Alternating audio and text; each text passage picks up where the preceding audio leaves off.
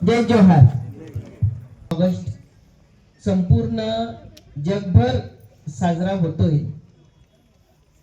आपल्या भागाकडे म्हणजे उशिरा जागाली म्हणजे आम्हालाही काही खूप कळत नव्हतं. तर अशा उशिरा का असना आपण आता जागे झालो. म्हणून आजच्या या जागतिक आदिवासी दिनाच्या निमित्ताने सर्व माझ्या आदिवासी बंधू आणि भगिनींना प्रथम मी खूप खूप शुभेच्छा देते.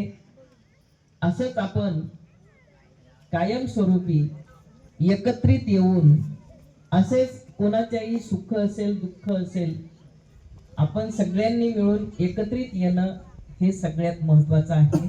असंच आपण वर्षभर येत राहा आणि सर्वांच्या सुखात दुःखात सामील होत राहा.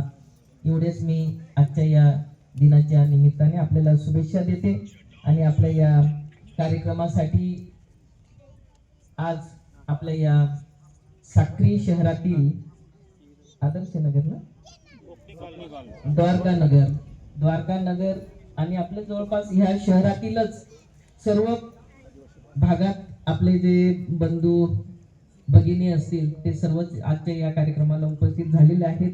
आणि या कार्यक्रमासाठी अध्यक्ष म्हणून लाभलेले आमचे चंदूकाका बागुल, या कार्यक्रमाला उपस्थित झालेल्या आपल्या नगराच्या नगर अध्यक्षा उषाताई पवार, नगरसेवक निकुंबे सर, सागर गावित, अनिल भाऊ, आपल्या ताईंचे मिस्टर अनिल दादा लोखंडे, राजू दादा Rajan, Roshan Suryavanshi Chavan sir, Jaydev sir, Gaikwad sir, doctor Ramesh Gawali आणि या कार्यक्रमाचे सर्व आयोजक माझे सर्व बंधू आणि भगिनींनी, त्याच्यात देवा सर असतील, काशीनाथ असेल, आपलं बागुल, सर्वच म्हणजे आपले ह्या सगळ्यांचे नाव आता मला इथे सांगता नाही येणार. परंतु या कार्यक्रमासाठी ज्यांचा मार्गदर्शन आणि प्रयत्न आणि हा कार्यक्रम यशस्वी करण्यासाठी सगळ्याच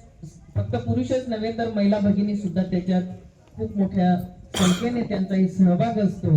म्हणून कार्यक्रम यशस्वी करण्यासाठी आणि घडून आणण्यासाठी हे कार्यक्रमाचे सर्व आयोजक बंधू आणि भगिनींना खर तर आज सकाळपासून म्हणजे 9 ऑगस्टची याच्या अगोदर आपल्याला काही खूप चावल नव्हती. परंतु आता जवळपास 8-10 वर्षापासून आपण पाहतोय की प्रत्येकाला 9 ऑगस्टची ही होड लागलेली आहे की नाही, 9 ऑगस्ट म्हणजे आपला हा जागतिक आदिवासी दिवस म्हणून आपण तो साजरा केला पाहिजे. आणि त्या कार्यक्रमात आपण अगदी उत्साहाने संपूर्ण परिवार आपण त्यात मिळून मिसळून आनंदाने उत्साहाने एकत्रित येऊन हा साजरा करायचा आपण प्रयत्न करत असतो. आणि त्याच पद्धतीने प्रत्येक आज आम्ही जसं पाहिलं तर पूर्ण जिल्हाभर म्हणजे आज जिल्ह्याचं आम्ही म्हणतोय, देशभर तर करतातच, राज्यभर करतात, जिल्ह्याभर करतात आणि ज्या ज्या विभागात जिल्ह्यात गावागावात आहेत त्या ठिकाणी आदिवासींचे सर्व संस्कृती काय असतील, त्यांचं वेशभूषा काय असेल, ह्या सगळ्या पद्धतीने ते आजचा हा 9 ऑगस्टच्या दिवशी हे आदिवासींची संस्कृती आहे, ही आदिवासींची परंपरा आहे असं हे सर्व या पद्धतीने आपण ते जगासमोर किंवा आपण सगळे जण ते या कार्यक्रमांमध्ये असतो. आणि मला वाटतं की शासनाने सुद्धा तशा पद्धतीने सूचना आणि निर्देश दिलेले आहेत. मागील वर्षापासून काही भागांमध्ये तर त्यांना सुट्टी 9 ऑगस्ट ही सुट्टीच जाहीर केलेली आहे. फक्त मला वाटतं आपला धुळे जिल्हा हा एक बाकी राहिलेला आहे की त्या ठिकाणी आपल्याला 9 ऑगस्टची सुट्टी मिळत नाही. परंतु जिल्ह्याच्या लेव्हलला कलेक्टरने ते ठरवायचं असतं. त्याच्यात अगोदरच आपल्याला त्या ठिकाणी अर्ज द्यावा लागतो ऑक्टोबर-नोव्हेंबर मध्ये की पुढचं ज्यावेळेस तुम्ही वर्षाचं नियोजन करणार त्यावेळेस कलेक्टरच्या हातातले ज्या काही सुट्ट्या जाहीर करायच्या असतात त्यावेळेस त्यांच्याकडे अर्ज जर दिला तर 9 ऑगस्ट ही पूर्ण 12 महिन्याचा जेव्हा आराखडा तयार होतो त्यावेळेस सार्वजनिक सुट्टीमध्ये 9 ऑगस्ट ही सुट्टी मंजूर केलेली असते. अशा पद्धतीने आपली मागणी आपण जाऊ दे जिल्ह्याच्या वतीने पुढच्या वर्षी आपण करूया. तर अशाच पद्धतीने आज मी शाळांमध्ये बऱ्याच ठिकाणी पाहिलं तर प्रत्येक जिल्हा परिषद शाळेमध्ये सुद्धा जसं आपण 15 ऑगस्ट साजरा करतो त्या पद्धतीने आज 9 ऑगस्ट हा प्रत्येक जिल्हा परिषदच्या शाळेत आज आदिवासी दिन म्हणून साजरा करताना आम्हाला दिसला. आणि त्या ठिकाणी चांगल्या पद्धतीने मुली मुलं सगळे नटलेले वगैरे आणि आदिवासी मुली आपल्या आपल्या आपल्या पेहरावात त्या नटून थटून छान पैकी त्यांचे कार्यक्रम त्यांचे सुरू होते. तर अशा पद्धतीने हा आदिवासी दिन आज साजरा करताना आम्हाला दिसला. तर अशा पद्धतीने फक्त साजरा करून आणि ह्याही गोष्टी करून आपल्याला चालणार नाही. तर आपल्याला त्या ठिकाणी आपल्याला मुळाशी जावं लागेल. कारण आता प्रत्येक जण शिक्षणाच्या निमित्ताने, नोकरीच्या निमित्ताने, धंद्याच्या निमित्ताने, व्यवसायाच्या निमित्ताने किंवा काही अजून काही कारण असतील तर त्या निमित्ताने आपण गावं सोडून आपण आता शहरी भागाकडे आलोय. तर त्याच्याने परिणाम इतके आपल्याकडं त्याच्यात वेगळे पण झालेत, वाईट पण झालेत, काही चांगले पण झालेत.